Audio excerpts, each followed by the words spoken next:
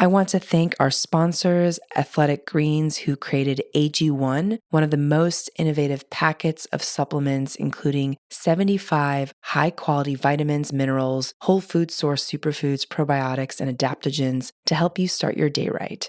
These ingredients support your gut health, your nervous system, your immune system, your energy, recovery, focus, and aging. I personally started using Athletic Greens and love the way I feel in the morning after I drink it. And I no longer have energy crashes throughout the day. And the best part is that it's delicious. The founder of Athletic Greens created AG1 because he experienced a ton of gut health and ended up on a complicated and expensive supplement routine to recover.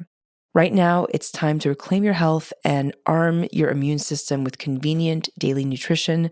It's just one scoop in a cup of water every day. That's it. No need for a million different pills and supplements to look out for your health. To make it easy, Athletic Greens is going to give you a free 1-year supply of immune-supporting vitamin D and 5 free travel packs with your first purchase. All you have to do is visit athleticgreens.com/Yasmin. Again, that is athleticgreens.com/Yasmin, YASMEEN, to take ownership over your health and pick up the ultimate daily nutritional insurance. Hi, my name is Yasmin Tarehi, and this is Gateways to Awakening, where we host one-on-one conversations with leading experts in wellness, well-being, and spirituality. Today's episode is about sound healing and how to build a template inside yourself with Nacho Arimany. Nacho is a neuro-composer, multi-instrumentalist, and international speaker. He's also a master ethnic percussionist, and his music career began at the age of 6 as a classical piano student and singer with the Spanish National Choir and Orchestra. He just has a unique blend of talents and diverse capabilities as a producer, performer, and musician for the brain. He's the creator of the Arimany Method, an innovative voice and movement technique that promotes peak performance and brain coherence through body and brain waves, entrainment with natural harmonic patterns, and we'll talk about that in the show. I actually participated in the Arimany Method, and it was incredible, and I'm just so excited to share this methodology with you. All right. So I personally also worked with Nacho and learned about him first at a conference that I went to many years ago. And his name has just popped up in many circles. And so I'm so excited to introduce Nacho and to have him on the show today. So welcome, Nacho. Hello, Jasmine. I'm very happy to be here with you today. So Nacho, can you tell us, just to kick it off, what does the word sound mean to you? Well, the word sound evokes many things, but for me, sound is a pulse. Sound is vibration itself. Sound is frequency, and frequency is defined as beats per second, which is basically sound is a pulse. And if we looked at anything that is alive, anything that is alive has a specific frequency, so it pulses. And that pulse itself is information and defines the living matter itself. So for me, learning about sound is basically learning about life. As I said, everything that is alive has a pulse and a frequency. So for me, sound is absolutely everything, is life in this realm and in other realms, because basically sound, and I will talk about music, sound is the only tool that a human being has to connect with other dimensions. Basically, sound is multidimensional. The other thing that human has that is multidimensional is plant medicine. But sound is accessible to absolutely everybody. And when we organize sound in time, that's when music happens. So organizing sounds in times with the structure, with a harmonic structure, that's when music happens. So we are used to perceive sound, of course, with our ears, but we feel sound. And even now that I'm looking at my window, I can see the trees moving and all these shapes moving in harmony and in a relationship. Basically, myself, I'm seeing sound. So sometimes a landscape for me is a symphony. So that's why for me, sound is life itself. It's is the code for life, and is actually one of the codes to understand life. And that's why music, these organizing sounds in times with a structure of harmonic patterns, is a very beautiful analogy for life.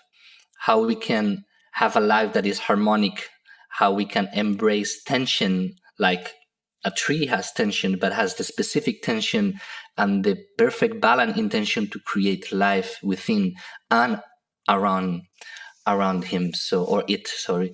So that's why sound means to me is the most profound way for me to experience life.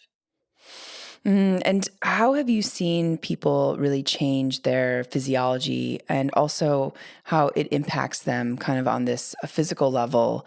Can you give us some examples of how you've seen people transform through sound and sound healing? And how is also sound healing? What does that actually mean? Because I think a lot of people have been throwing that word around quite a bit. What I can tell you is how sound affects physiology and neurobiology, and that's why sound affects our body and our whole system beyond the spiritual level. Because sound is a wave, is a physical wave, right? So when that wave impacts the body through resonance, that's basically sound has two aspects of it. One is resonance, the other one is entrainment. So we're going to talk about now resonance is how that wave impacts your body. You're going to feel it. So I always said that it's impossible to fake sound, because sound is going to impact your body and you're going to feel it. Basically, sound carries information. This is what's a very important concept. That wave is carrying information, and that information is going to be read by the body when it impacts the body. So you're going to be change the physiology right away, because that wave is going to impact your cells. It's going to impact the water, the 70% water of your system, and it's going to create a change. Now, the other very, very, very important aspect of sound that I'm very surprised that in sound healing, nobody talks about it that often. And that's why sound healing now, what needs is knowledge. And not that many experiences, but really knowledge about why sound is affecting us, right? One of the other very important aspect of sound is called entrainment. Entrainment is a neurobiological, neurophysiological aspect of us, of our nervous system. What means entrainment? Entrainment is the ability of the brain to get in sync to any external rhythmic pattern. This is very important, because when any of us, we are listening to music that has rhythm, I'm going to ask you, what do you do when you listen to music that has a very strong rhythm? What do you automatically do, Jasmine? I either kind of dance or move, or kind of move my body. Exactly. And then do you think about that action? No. You see, that is entrainment. It completely bypasses your prefrontal cortex. You can't control it. Your brain waves are aligned and get in sync to that rhythm. Now, talking about sound, we're talking about rhythm, right? But sound, as I said at the beginning, it's sound, we define it as frequency, and frequency are beats per second. If we know that the brain gets in sync with beats, any sound that has a frequency, by default, of course, we're gonna align our brainwaves with that specific frequency, which means those beats per second. So basically, we cannot escape from sound. We always gonna be affected in our neurobiology, and in our physiology. So how I've seen people change with sound? Well, I've seen many people, and the most fascinating ones is now the last patients, students I'm having, basically with cancer, about how when the sound of trauma is liberated from the system, and then the authentic voice coming from strength and a sense of safety from within is carried through the body, what I've seen is people healing from cancer, or people really being able to overcome a very difficult autoimmune disease.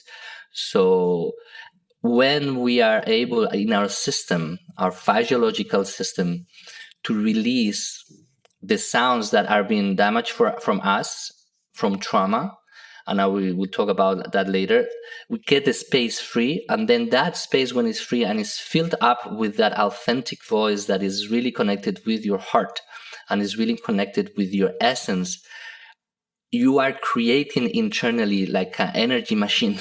You are creating basically you become a Tesla machine. You're creating free energy, and your voice, your own authentic voice, is the healing aspect, is that energy that is carrying through your system and transforming your physiology. That's why I always said, people tell me, what is your favorite sound? What is the best healing sound? Well, it's the human voice, but nobody else says that your authentic voice, free, being carried through your body and through your system, that creates what I'm seeing is like the most amazing life-changing processes. Wow. Yeah. And so I'd love to, from that dive into the Arimany method. And I have taken at least the first part of it. And so I'd love for you to talk a little bit about how you created it, what it is, and how it helps people heal, because you spoke about how the most important sound is actually our own voice and our own authentic voice. And it's my observation that a lot of people are not in their authentic voice for a variety of reasons. And so how do you get people to that space? And yeah, so two questions. One is, what is the Arimany method, and how do you get people to their authentic voice? So the Arimany method is basically a movement, breathing, and voice techniques that helps to create a specific architecture in the brain based in the properties of the golden ratio. What this means is because we know that we can entrain our brain, synchronizes our brain with patterns. We can also do that by hearing sound, but by moving. When we move, we are engaging the vestibular system, and is one of the most deep ways to create that synchronization. Now, the question is, which patterns do we want to synchronize with, right? The most of people are entraining daily with patterns that are not harmonic. They want to promote growth, they want to promote success, they want to promote a lot of things, but those patterns are not harmonic. When we look at nature, the way that nature grows is harmonic. Why? Because it's using the golden ratio that is also being used in architecture in temples around the world and in art. Those are that Leonardo da Vinci, Alfred Studer, that we observe beauty. We are labeling as beauty, but what we are really codifying is harmony. Harmony is what our system is seeking, which in medicine is called homeostasis, is balance. So nature has the code for balance, and it's not just the code for balance, it's the code for harmonic growth and expansion. So the whole point of the Arimany method is in training to get in sync with that pattern through movement and breathing, because that's how very deep we entrain. Now, when we access that and we move through these patterns and we breathe through these patterns, what I said in the method is we are building the temple, we are building a pyramid. Why? Because we are using the same ratio how pyramids and temples are built. For what reason? Well, what I've discovered, as you said before, people are running identities. They are not connecting with their authentic voice. We are running identities basically to achieve success, to achieve a sense of safety, to achieve value. And all those are based in the standards of society and that we have learned when we were kids. And basically because our only objective is to feel love and to feel safe. So I've seen through my practice that most of the people at the moment, early stages, they've lost the sense of safety for two reasons. One, for any kind of trauma in the family, like domestic violence, abuse by any kind. I work now in the Middle East with war. So when that happens, the body shuts down, the body closes down. And where we go is into the mind to find security there. And actually, that's the moment that the ego is built. And we adopt the standards of society to really just try to survive that pain. Then also, that standards are basically judgment. So what I always said is that internal space also gets closed with judgment. So the whole point of the Arimany method is trying to bring back to the system a feeling, energetic, physical and mind, of safety and strength. Because it's just from safety and strength how we can access our potential. basically is bringing the system back to parasympathetic. As Dr. Stephen Porges in his polyvagal theory says, it's impossible to access to high cognitive function if we are in sympathetic, if we are in fight or flight. So basically, a lot of people in a very important moment of their lives, they were sink into fight or flight, and that has become the default.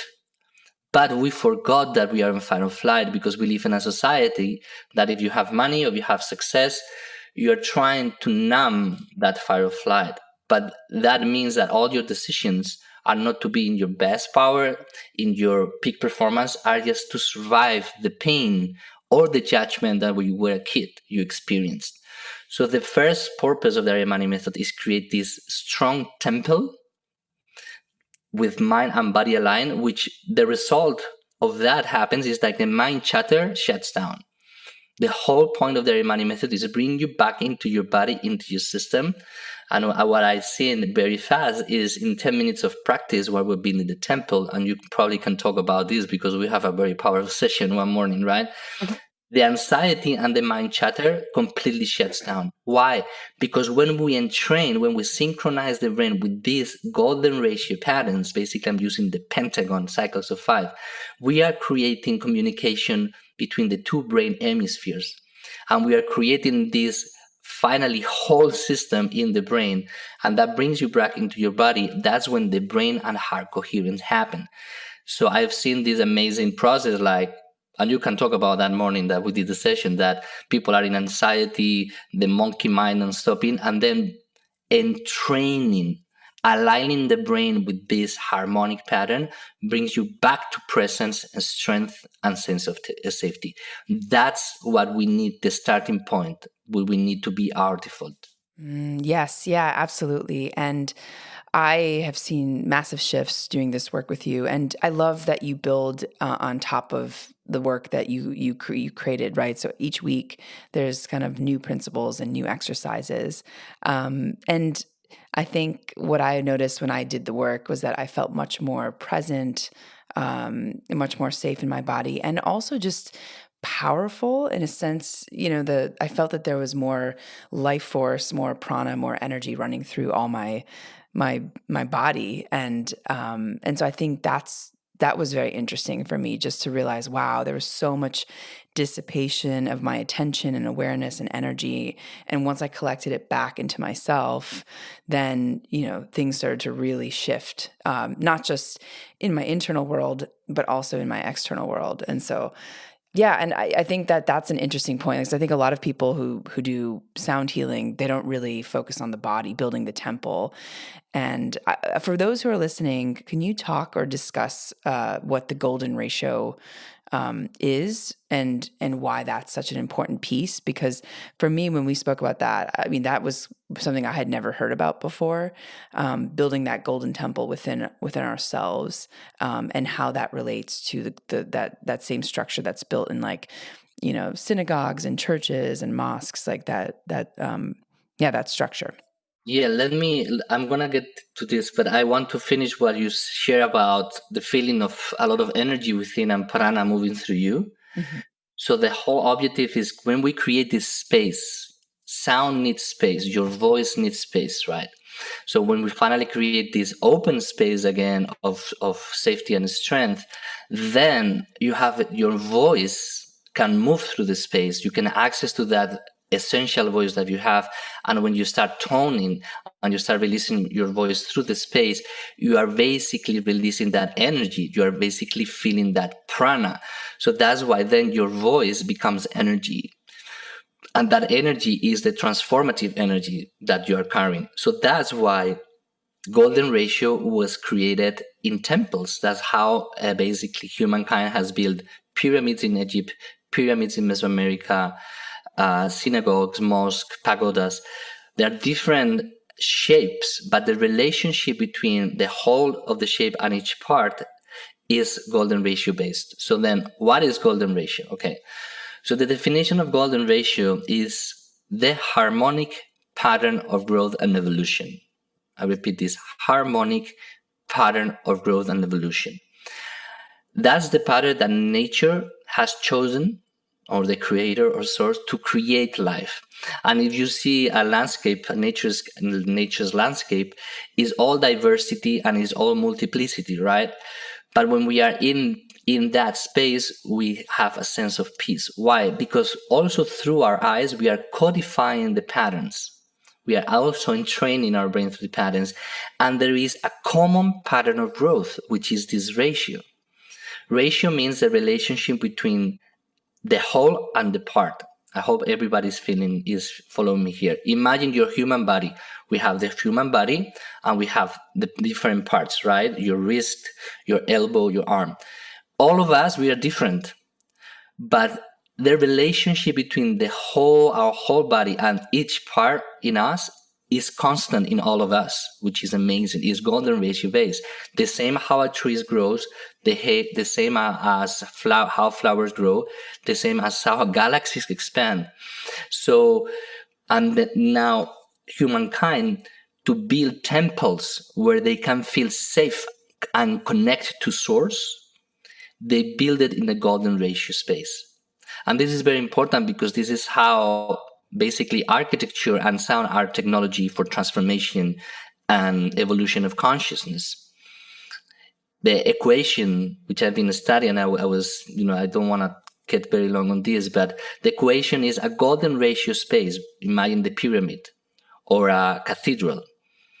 What do people do inside of those temples? No matter the tradition, people sing in those temples. And when people sing together as prayer, there is a sense of connectivity and empowerment that happens after that experience. Why? Because it's sound within a golden ratio space, creates connection with source and empowerment in the community.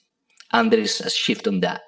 So that's why the Arimany Method wants to create you becoming that church with an open space, completely harmonic and strong. And then when your voice is within that space, is empowering you, is awakening that prana, and it's going to making you moving forward in a harmonic way.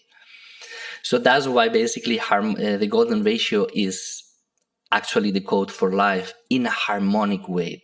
We need to distinguish that humankind has been creating growth with all these mind pushing, but that growth is not harmonic. And that's why we are experiencing now in our societies, even in the economy, The amazing thing about harmonic growth and how we see nature growing is there's no competition. It's the solution for a tree to share more exposure to the light in each of the leaves with minimum superposition. I hope you guys can dig into. Nature has found a solution in a tree to expose maximum to the leaves to the light, which is life and nutrition, but minimum competition and superposition within others. And that way to solve the equation is a golden ratio way. So I hope this helps a little bit. Yeah. Yes. Oh, wow. And, I'm so fascinated by the golden ratio concept, and it made a lot of sense to me personally. But I want to talk about how we use this method to create our reality by focusing our attention. You spoke about how the mind is often creating and pushing our reality, but when we're in this space, is it just is there more synchronicity? How does that work? And how have you seen people create new realities from this work? Well, the first thing is to become an empty space. Again, to create that temple that is, imagine I'm making a movement if your heart is closed, you have your hands in your heart, and then you open, you create a circle, you create space, right? And then within that space, energy can move. Now, most of the people inside that space, there is a frequency of trauma. So, and then because of the trauma, you create the identity. We can identify the identity and we can try to erase the ego, right? But the problem is the system, the frequency of trauma is still in our connective tissue. So that's why if we are doing affirmations, but we are not really going deep into what is the frequency that we've been carrying through the years and we have forgotten, what happened in creating reality is like when we are saying a prayer or we are saying like with words and we are putting that prayer into the unified field to be read and then be mirrored back as a reality, basically we are sending to the field a completely antagonist message. And actually the field is not going to read your words. The field is not reading words, it's reading frequency, which is reading feelings. I hope people, you are following me with this. Yes. So basically you say, oh, I'm powerful, I'm powerful, I'm powerful, I'm powerful. But inside you have the frequency of unworthiness because your family make you feel that way, or your brother or whatever. You are saying, I'm powerful, but the tone, this is very important. The tone of your voice, the sound itself is carrying the frequency, I'm not worth it. So what is, and that you are sending that to you, the unified field. The unified field is going to mirror you back. It's going to be you back the difference between what you're saying and what you're feeling. And what you're feeling is how you're sounding. You follow me? Yeah. So then what happens? Then the unified field is going to send you back a reality to work on that gap that you have within. So you can access to the unworthiness, resolve it, and then with that space free from that frequency, then you can say, I'm powerful. And actually, you don't even need to say it. We just need to feel it and send a sound that is the feeling of I'm powerful. Then that will be read by unified field and it will mirror you back a reality of I don't want to see power because I don't know that word, like a very abundance, harmonic abundance back to you. That makes sense? Oh, yeah. It's so powerful. And I think something a lot of people don't understand. It's like there's such a desire in our culture to use aggression and willpower to go after things that we want. And the reality is, like, we feel our feelings are so important and so powerful because they tell you everything you need to know about a person. And I think that even for people that are not intuitive, we can sense things about certain people. But yeah, it's a powerful point and one that rings very true in my own life, just in terms of my feeling states and what gets mirrored back to me. And so I think the most powerful thing we can do is actually, if we're not in a good space, is to try to shift our feelings through your work, but even just acknowledging that's where we need to start. For me, yeah, there is. I'm gonna kind of deconstruct the paradigm everybody's talking about manifestation because I actually don't believe in it. We think that, and even another lot of teachers are talking about the power of thought, which it has power, but the problem is that we are not accessing feeling.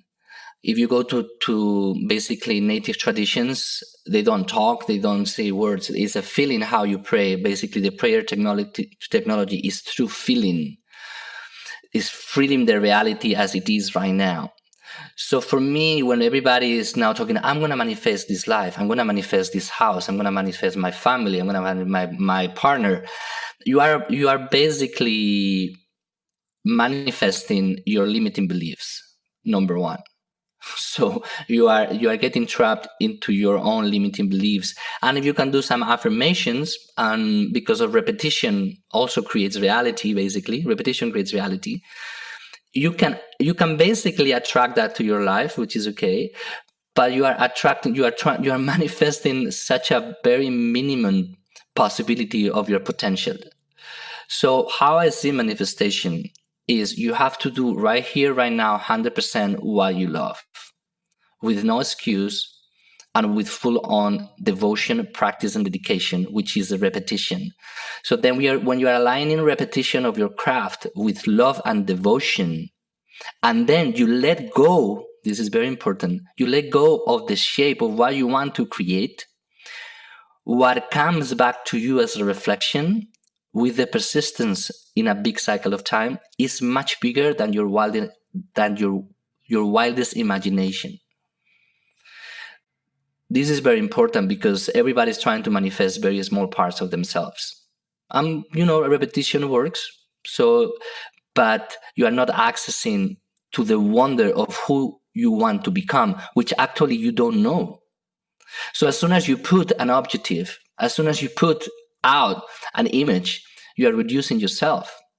The idea is to now do exactly what is aligned with your essence, what you really love, no matter what people say, which is the judgment from outside. That is the worst, and it's closing the space for your authentic voice. Then you go to the identity. No, you go deep into what makes you feel complete right now, and then you devote 5 months or 5 years to do that, and you persist with devotion. You will see what you create.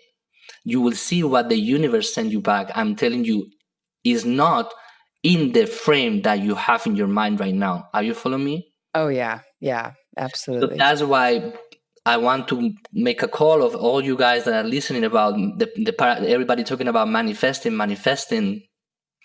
If you are trying to manifest something, means that you are not being complete right now. Therefore, you're going to manifest uncompleteness. So when you get there, you want to want more. Therefore, you're going to be never satisfied. Therefore, you're going to be not happy. Are you following me? Mm-hmm.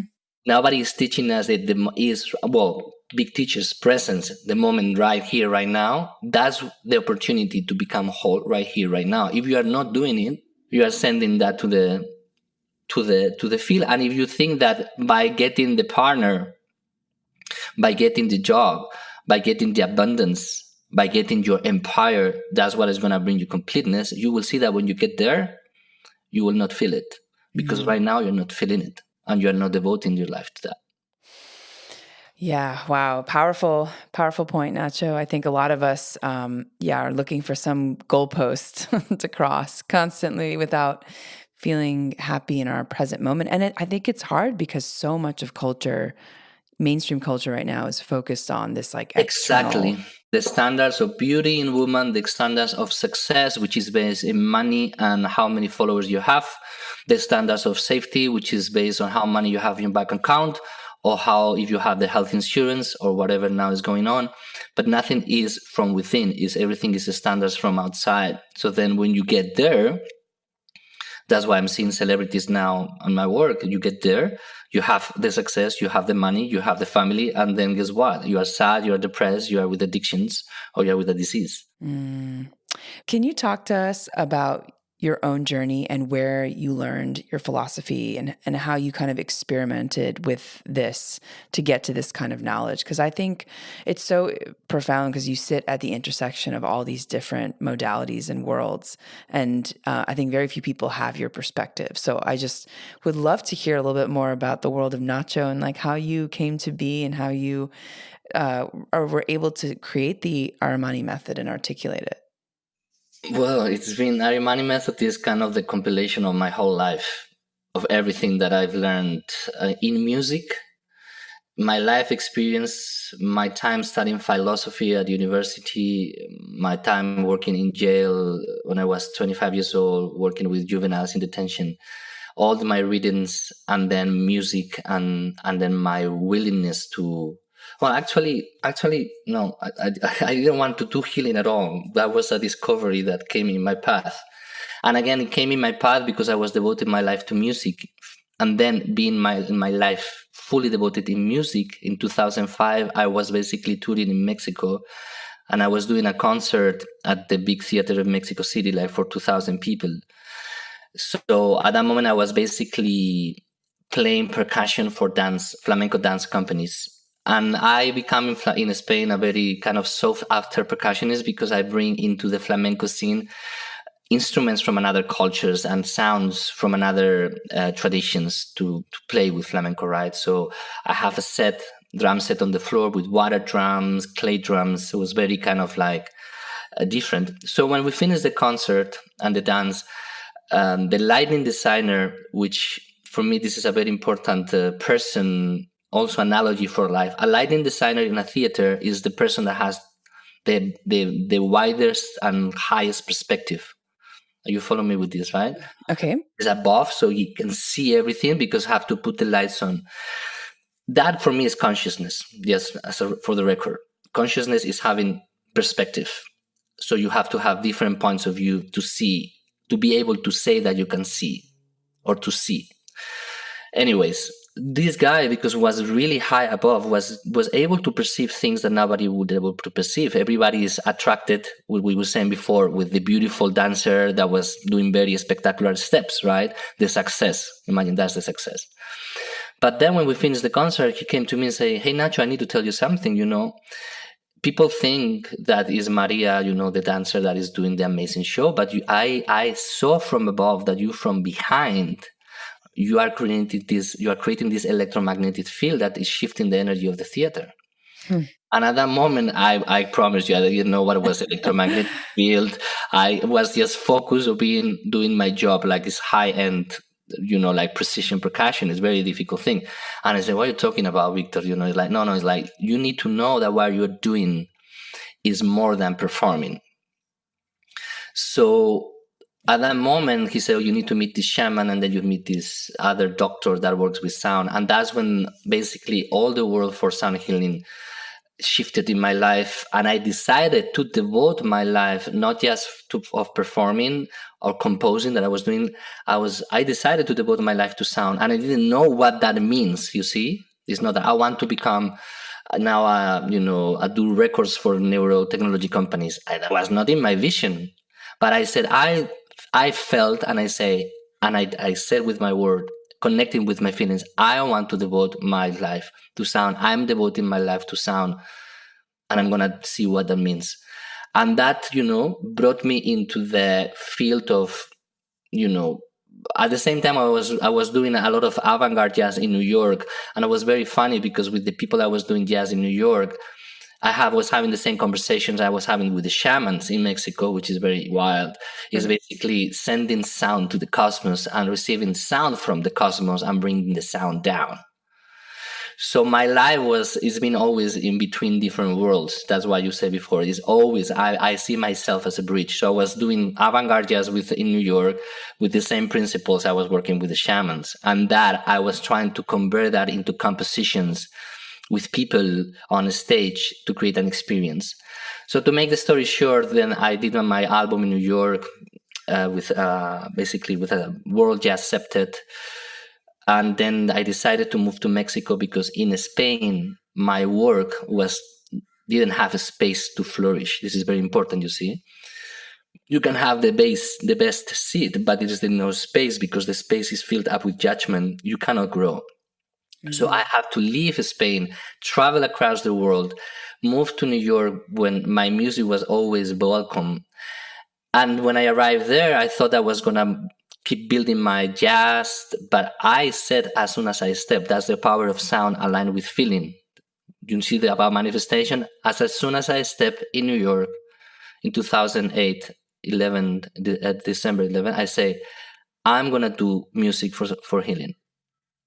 The feeling and the voice together. And then, and I didn't know what that meant, right? So, basic to make the story short, I'm in New York. I was starting a completely new life. I get married. I abandoned my career in Spain. So I was starting from zero. 2 weeks in New York, I found a magazine of the New York Open Center, which has been the leading center for the past 40 years in New York about spirituality and holistic health. And I opened the magazine, and it was a 9-month program about the principles of sound healing. Like if it was designed for me. I was like, what? So I enrolled in that program, and I have the best teachers, like basically the pioneers of sound healing in this country and the world, and in the world, like Dr. John Bellew, who is the man that developed Tuniforks, Dr. Pat Moffitt Cook, an amazing woman that studies shamanism around the world, Don Campbell, I mean, you name it, amazing teachers and mentors that guide me. To make the story short, that brought me into a conference where I met a woman that was working in New Jersey with kids with autism, the most severe kids with autism in New Jersey. And I did a little demo of myself playing. And then after the show, they gave me 5 minutes basically. But then she came to me and said, I don't know, but I feel that because of entrainment, you see the power of the brain to get in sync. I know that the way you play rhythm, these kids that they don't engage with anything because they are severe autism issues, I know that they will engage with your rhythm. So will you be interested in doing like a trial with me of 3 months, see how rhythm affects them? And that was my dream come true, because I'm finally saying, okay, I can put my drums in service, for transformation. And a 3 months trial, and that's in 2 years of work full on in the clinic. It becomes my job, working with very, very severe kids with autism, and really seeing, at that moment I was still in my early ages, working with my intuition, really seeing how specific rhythms and these natural sounds that I play, basically organic sounds, the resonance that receive, the wave that is sent through my instruments to the bodies is a natural wave. And by combining this natural resonance with specific rhythms that brought me into the golden ratio rhythms, was amazing to see the shift in the kids in 15 minutes, 20 minutes, and how they get self-regulated for almost 5 days. Wow. And that turns me into being hired by this company called Advanced Brain Technologies that has been developing sound therapy programs for kids with autism, ADD, ADHD for the past 35 years, really bringing sign into sound. They were looking for someone that was able to compose with rhythm. Why? Because everything that happens in the brain is rhythm, right? Entrainment. So they are at the forefront, cutting edge of sound therapy in the world, and they were looking for someone that can compose with rhythm, which is very rare. So they found me, and we got into an agreement, and that was for me my dream come true somehow. Here I am, 2 years with a full-on job, composing my music, working with neuroscientists, all of my instruments being recorded and analyzed with a spectrogram, so I know exactly which frequencies, harmonic and superharmonics, my traditional instruments has, and how I can compose music to affect brain function. So that was kind of a little bit of, in a short way, and that gives me everything to understand the power of sound for the brain. And then the Arimany Method came also as people wanting to sing like I sing. I used to do my solo shows and sound journeys, and people come to me, oh, I want to sing like you sing. And I said, no, you don't want to sing like I sing. You want to sing like you sing. I can tell you how I did it. And I want to tell a bit about that. It's like I've been 15 years in therapy, so I know that my space is clean now. This is the whole point. I know that my internal space is clean, and I know that I devote my life to sound. So I'm not singing as a performance. I'm not singing horizontally. I'm singing vertically. So I am allowing the sound to come through me. But for that, I've been 15 years in therapy, so I know that my space is free from trauma. Are you following me with this? Yeah, absolutely. Right. So that when people start coming to me, it's like, I said, well, what everybody needs to do is getting out of their minds, because as soon as you want to connect with their voice, you jump into judgment, perfectionism and judgment. I'm going to sound good. And that's when the space gets shut down. So because I know, and I was already working with the kids with autism and developing the program for Advanced Brain Technologies, if I can tease you with movement, if I can tease you with rhythm, I will engage your brain so you will not think. And it's when you don't think, when you access your voice. Powerful. So, there's just a lot that was shared. I'm sort of wondering, like, what about the safety piece of sound?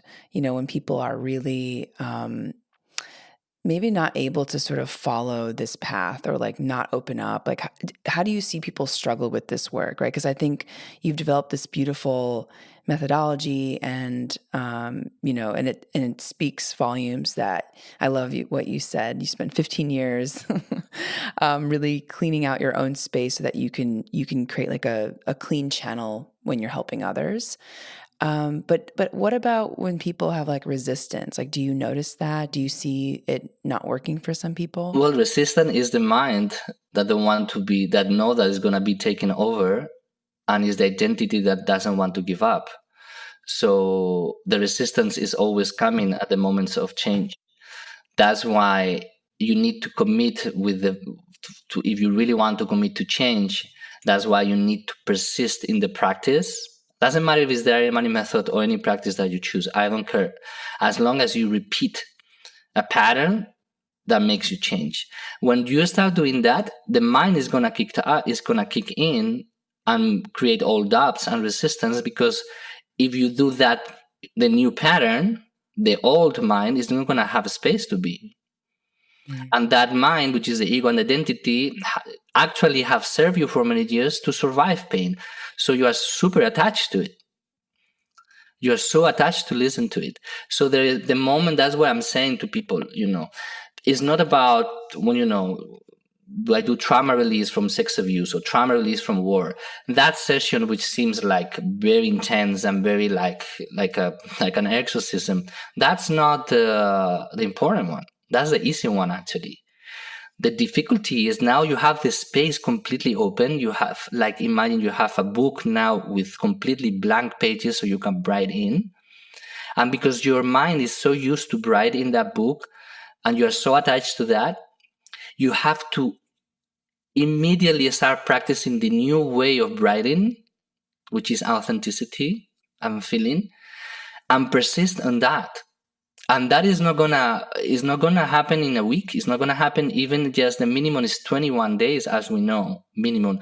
But the practice that I've been doing with Taoism is 90 days minimum. We live in a world now of such instant reward, and now in this spirituality, I'm so fake word, like, oh, I'm doing ayahuasca thing and now I'm healed. No, actually, that's just an impulse. That amazing medicine is giving you an impulse and a window to go back to your life and do things differently. By changing your clothes and by changing the music that you are listening, you are not changing inside, because you are behaving exactly the same way when you have a problem or a tension. So how you change your behavior is by changing your brain patterns. And that's why the Arimany Method, it really helps you to, by movement and by breathing and connecting daily with your voice, to really access to a new way of being. But you have to persist, because you've been, imagine 35 years of momentum of identity. That identity is not going to want to give up in a week. So it's going to fight the new writing. You know what I'm saying in the book? So that's the resistance that everybody deals with. And that's when I see people failing in the process, is when they abandon the practice, But on the other hand, I have students, that I have practiced for 600 days in a row or 900 days in a row. These people, I have a student in Lebanon, was able to miraculously in the manifestation to get his papers in a completely corrupted system, and been able to emigrate from Lebanon to Germany, where he's been trying for 4 years. And he devoted to the practice for 6 months, every single day.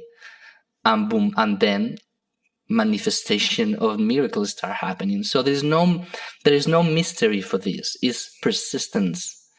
The brain, to change, needs repetition. That's all. Now choose the pattern you want to repeat, because that's the pattern you will become. And your mind, identity, is going to fight it. That's the resistance. But that's when you have to push.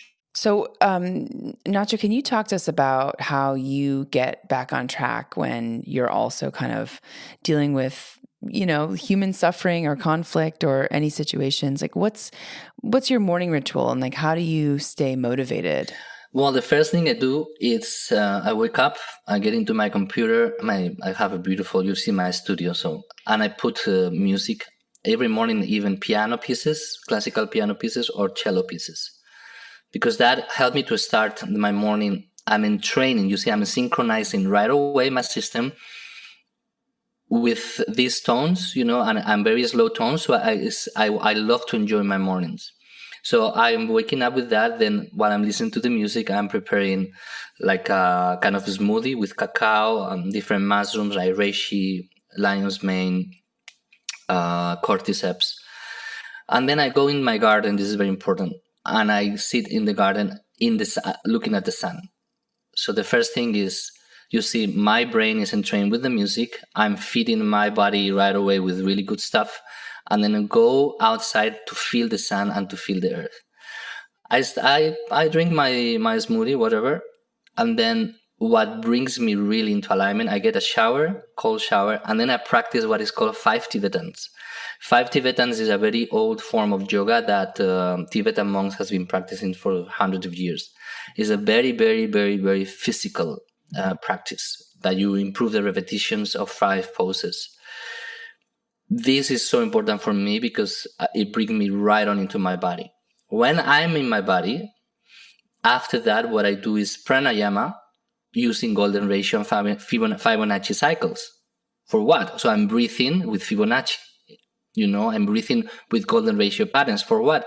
To create in my brain this harmonic pattern. So I breathe in cycles of 5s and 8s, and then I breathe in cycles of 8 and 13 combined with movement. That brought me completely into such a powerful presence. And from that place that is no thought, I do a mantra, which is Gayatri mantra, which is a very old Vedic mantra, which is supposed to be one of the most healing ones. I did it 9 times. Everything is very fast, not a lot of 9 times Gayatri mantra. From that, which then I'm using your voice. You see, first I'm tuning my body. Then when my body is tuned and aligned, I release my voice through the body. So I'm creating an energetic field from my body with meaning that is Vedic, which is basically mantras carrying ancestral wisdom. And those are coded codes itself. Well, there's another universal talk, but I create that field within me and I send it to the field. And after that, what I'm doing is a prayer, a gratitude prayer for my family. So I name all the names of my family members, my club, from my main family, my mother and my brother, and then cousins, aunts, till my grandmothers and my grand aunt. This has been very important for me because, as you know, in my method, I said that we need to breathe from our roots to access our strength. The problem is in those roots there are pain, so we don't want to go there, and we breathe from outside things. Took me 15 years to get this out. So now breathing every day from my roots and giving thanks to every single family member of my lineage, I found out this is so powerful. And I really want, because I'm very separate from them physically, is a way to live with them within. So I'm creating a daily relationship with them, even they don't know. And I'm doing that. Why? Because that gives me strength. And then after that, I go into my day. It's like 5 hours later. No, it's actually all these things. I mean, the practice, the physical practice for 5 Tibetans and mantra and prayer is 30 minutes. Wow. Yeah, it's very fast. The whole point about all these things is not to do 1 hour. Is you want to do 30 minutes, 25 days, but every day. I know that if I do that every day, which is, it's not that I do this every day. When I have a lot of challenges, I do it because I know that I'm in my best. For me, if I do this every day, my day is done. Then I go into my work, but I don't worry about my work because I develop the craft. So I don't worry about my work.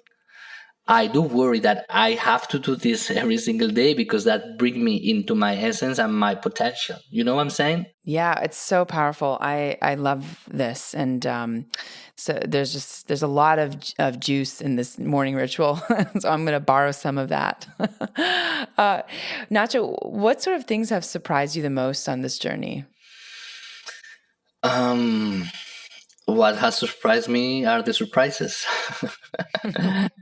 Everything there, all the beauty was in all the unexpected things that happens in my life, and which sometimes are been the hardest. But with perspectives, I realized that those was the most important ones. One of the first things I learned in Mexico with the shamans, there was a book written by one of them, by someone that was translating the words of the shaman. And he said, the most important attribute of the shaman is to be always in wonder. And I've been analyzing this, basically wonder and to be open to the unexpected. What this means for me is when you are in wonder, you are not in judgment. You are open and you are not judging. So that's the opportunity for you to really receive and see beyond. And then when the unexpected happens and you don't react, but you have the tools and the craft to offer solutions to the unexpected, that's what for me a mastery is and a shaman is in the whole sense. You have the knowledge and the tools to give to a very unexpected situation solutions. That's very high end. So that's what I live for, and it's not that I'm there yet, but I recognize my life when unexpected things happened when I was living in New York, and my divorce, and I was having these words from Mexico, but I realized I was not able to do it because I was in the unexpected. I freaked out, which is what everybody does, right? Right. And in the unexpected, I judged. So then you are condemned to suffer. So by all the suffering and the hard parts of my life, and now by seeing all the suffering that I'm seeing in my treatments with trauma, I'm realizing how powerful it is to have the perspective of suffering as just energy that is very disorganized, and we still don't have the tools to organize it. I hope you follow me with this. So that's why music, give me the tools, and which is geometry, to organize anything that it seems very difficult to organize. But for that, what do you need? You need the strength to not to be triggered by the unexpected, and then the tools and the knowledge to use them in a creative way in the unexpected. And as you grow and as you go through life, there always is a new unexpected situation that comes along for you to solve. That's where you prove your evolution. So Wow, that's so I'm very, profound. I'm very, I mean, I'm grateful for the pain. I'm grateful for the damage, because now that becomes the source of my knowledge, and that knowledge now I can put it in service, and with no fear. That's why, remember, I mean, even you or some people that sometimes comes with a lot of complex situations, or sometimes they say, well, congratulations, because that moment of crisis and pain is actually the moment you're cracking up to grow. And I have the tools to help harmonize that and support that process. So actually it's a very well noticed. But when you are facing the crisis for the first time and nobody told you anything, you don't have reference, you're just in judgment and in complete trigger, it's very hard to see perspective of growth there. Right. That's profound. I love that. You prove your evolution through how you react to your crises. So profound. Nacho, what do you want to tell listeners about their wellness and well-being? What's sort of like your main takeaway, if you could tell our audience anything? Well, I think I said before, there is no well-being if you are not doing what you love right here, right now. It's not going to happen. You can go to all the meditation, you can meditate every day, or you can do all the retreats what you want, but you have to come back home and do what you love and do it with passion. And then that's number one. Then number two, every time that you have a conflict, and with a person, and you are not able to give an answer with kindness, just ask yourself, because you are not strong enough. So instead of thinking about meditation being into the 5 dimension or being connected with light beings, I want you to think about how strong you can be within yourself and flexible enough to face a situation and not to move, and stay patient and listen. How strong enough you are to listen to others' pain beyond your pain that you're putting your pain before. No, how strong you are to listen to a situation and to somebody that is basically even judging you. How strong you are to stand up and not react. Now, how you build that strength? If you're not strong, please bring that strength. Because with that strength aligned with flexibility, that's how you're going to be able to handle life, which, guess what? Life has tension. Life has very unexpected situation, but as we were talking, how you respond to them is what's going to give you peace. Even if you lose, even if you win, how you respond is not even what you access or what you conquer, is how you do it is what is going to give you peace. The other thing is your mind trying to access ideas of success and happiness that are just not real. So for me, that's well-being. Wow. Amazing. It's so inspiring to talk to you, Nacho. And what a great reminder, to get back into the present moment and do what we love, because I think a lot of people are not doing what they love most of the day and most of their lives. So that's just a very powerful reminder for all of us listening. Where can people find you? If there are any resources that you can point folks to in order to learn more about you and your work, and also how to work with you. Well, I just finally recouped my website that was hacked for the past 2 months, so I'm very happy because I built this website through many, many years, and it's a beautiful compilation of my work. There are interviews through the years, and there are my artistic profile there, my music, my jazz music, also the therapeutic music that I developed for advanced brain technologies.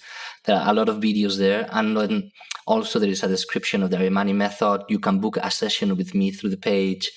Also, the sound healing course that probably I will do this summer or next autumn. So my website, I think, is the best way to find me. And then for more quick updates, my Instagram account, which is a compilation of music. And now I have a beautiful string ensemble in LA.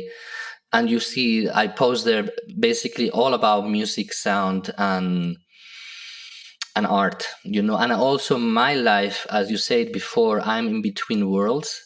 So I see myself as a bridge between, at the beginning, the traditions and neurobiology and neurotechnology companies. But now I find my mission to really be in a bridge between cultures. So I have a lot of emphasis now in really bringing voice to minorities, like people in Lebanon, like people in Syria, like now Iranian culture in LA. I really want to support traditions that have a lot of value, that for some reason are minorities. And even I'm not from those traditions, but I admire them and I'm very connected. I bring through my posts also a lot of voice to these kind of beautiful cultural traditions, What we need is to connect. What we need, again, is not to judge, is to really see what other cultures has been done. And because now we're in America, and America is a very, very young country with very, very small culture. I come from Spain, which has a lot of culture and heritage from the past. That culture is very important because give you roots and give you strength and give you perspective.